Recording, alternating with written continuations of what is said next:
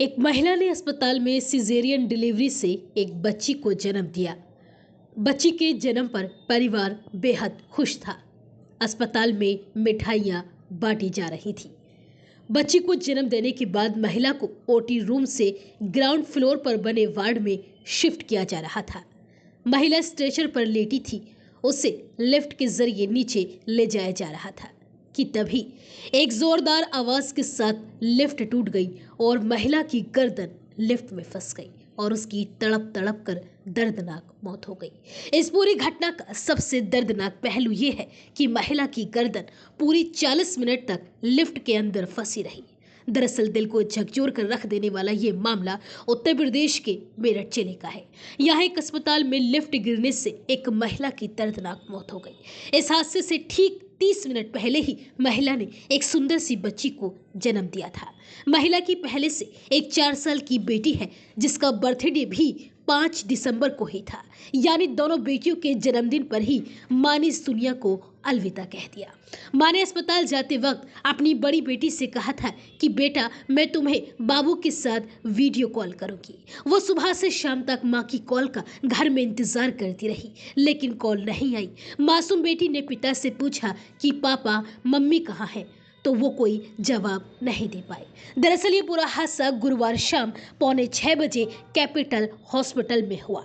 Delivery के बाद महिला को लिफ्ट से पहली मंजिल पर बने ओटी से नीचे ग्राउंड फ्लोर में शिफ्ट किया जा रहा था। जैसे ही लिफ्ट ग्राउंड फ्लोर के नीचे जाने लगी, उसका बैंड टूट गया, जिससे प्रसूता की गर्दन लिफ्ट में फंस गई और उसकी तुरंत ही मौत हो गई। लिफ्ट में उसके साथ मौजूद डॉक्टर और 2 मरीजों को भी हल्की चोटें आई। जानकारी के मुताबिक मूल रूप से हापुड़ जिले की रहने वाली करिश्मा की शादी 2019 में मेरठ के अंकुश के साथ हुई थी। पति अंकुश फौज में है। इस वक्त वह राजौरी में तैनात है। दोनों के 4 साल की एक बेटी ईवा है। उसका बर्थडे भी 5 दिसंबर को ही होता है। बुधवार को अंकुश अपनी पत्नी करिश्मा की डिलीवरी की वजह से छुट्टी लेकर मेरठ आए थे। करिश्मा के जेठ शिवम ने इस बारे में बताया कि गुरुवार सुबह करिश्मा को लेबर पेन हुआ। परिजन उसे लेकर दोपहर 12:30 बजे कैपिटल अस्पताल पहुंचे। यहां डॉक्टरों ने उसे भर्ती कर लिया।